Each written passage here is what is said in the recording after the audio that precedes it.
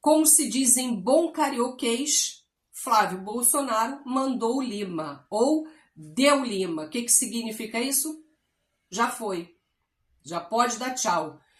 Na minha opinião, não volta mais, porque nesse domingo, Flávio Bolsonaro já embarcou para os Estados Unidos alegando aí uma suposta reunião com o presidente norte-americano, exatamente. Curiosamente, a Casa Branca não confirmou absolutamente nada dessa tal reunião.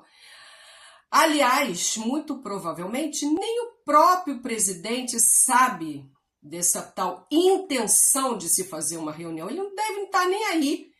Ele já nem conhecia o Jair, ele mais vai ainda conhecer Flávio. Não conhece, não sabe nada. Aí eu te pergunto, será que isso é uma coincidência? Ou é aquele roteirinho clássico de fuga sendo montado aí diante dos nossos olhos? E não dá mais para ignorar aí o contexto da história. A gente está falando de investigações, envolvimento com o Banco Master, ligação pedindo dinheiro, 61 milhões, porque era 134. Pedindo dinheiro para filme de Jair Bolsonaro, arrecadações milionárias, né? Foi pedido quebra de sigilo bancário, o ministro da Suprema Corte não deu. Aquele ambiente político totalmente, completamente contaminado de suspeita.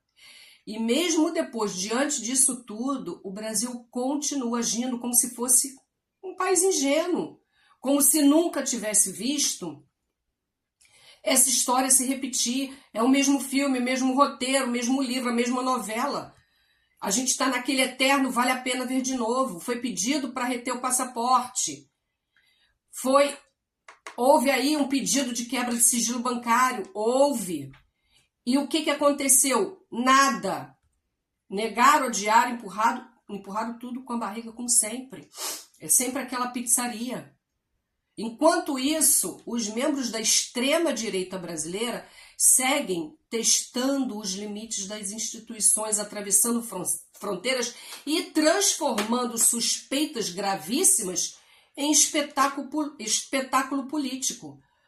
O problema é que o Brasil não pode mais agir dessa maneira amadora.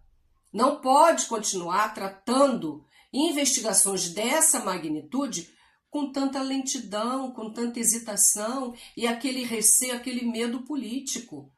Porque quando figuras públicas cercadas por investigações deixam o país em meio a denúncias, silêncio institucional, versão mal explicada, o mínimo que se espera é vigilância. É o mínimo que a gente quer. Mínimo do mínimo, tá?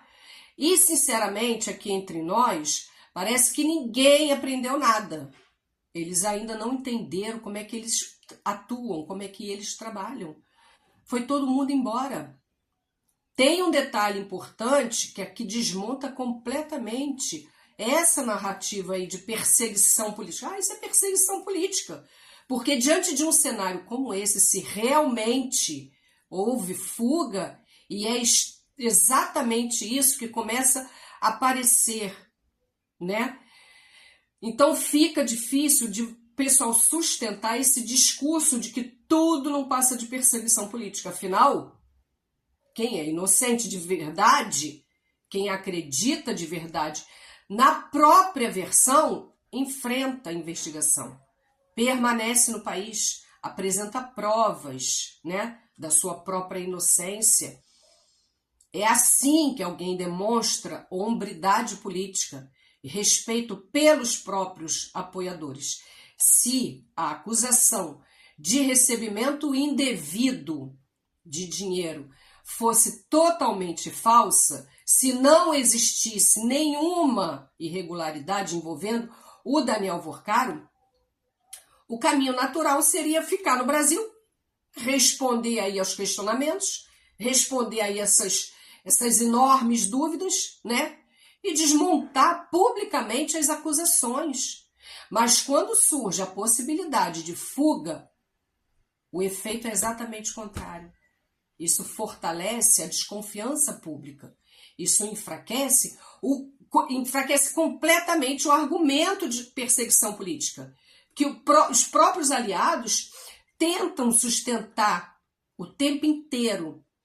E aí fica muito difícil para qualquer pessoa que observa os fatos concluir de que existe sim algo errado, né? Nessa história tem alguma coisa errada. A pessoa vê, fala, opa, peraí que aqui não dá. Porque quem transforma suspeita grave em fuga internacional acaba ajudando os próprios críticos a consolidarem a narrativa que tanto tentam combater.